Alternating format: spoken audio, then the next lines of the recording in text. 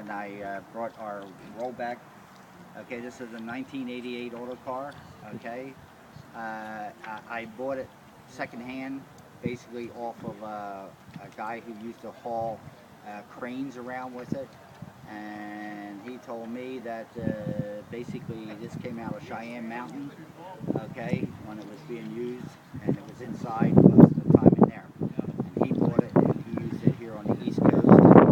He updated himself back in 2000, and he put this up for sale, and I bought it to haul around my half tracks. Oh, okay. Because it can carry 29,000. One of these things weighs approximately 17. This one weighs 17,000. Okay, on a good day, without me in it. Right. Okay. All right. Was this one used in service at all, like for the Army or anything like that? Or? I was using security out at Cheyenne Mountain. Oh, okay, okay. Great, great. And now a Phillies fan owns it, I see? We're all part of that. That's good. I'm a Philadelphia man. That's great. Okay, I live in Yardley, PA. Great. And I rent these things out to the movies. And Oh, really? This half track's been in 12 motion pictures, and I have another one's been in 18 motion pictures. Okay. And I have Wawa's 1918 Autocar at my house, and I got Giannotti Food Market's truck, and I got quite a few different other company trucks that I built for different advertisement purposes. Oh, okay. Now, was this truck, This was it one used in came the out- sand, or what was it? No, this one came out of the Ardmore plant in 1944. Okay, it had a 1.5 howitzer on the front of it. Okay, and in your flyer it shows them mounting a gun on a half track. Well, that had that cannon put on here. This was used in the war, wound up in Japan at the end of the war. It laid there until 1953. A company came in and they converted took the cannons off and put the gun units on.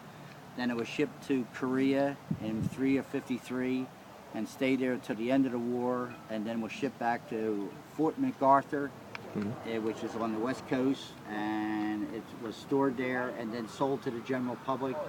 Gentleman by the name of Jim Hansen bought it, and he put it into the motion pictures because that's what he did out there. Oh, wow. And when he got out of that and put them up for sale, that's when I went out and bought them. I bought 2 of them and brought them back to the East Coast. Great, great.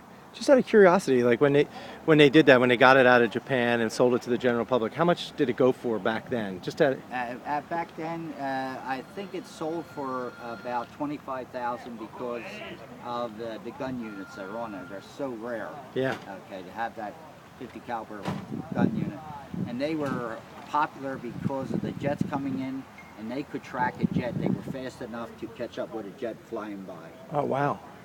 So that's the reason why they did that, and they did it to the 40 vehicles that was in Japan and shipped them to Korea.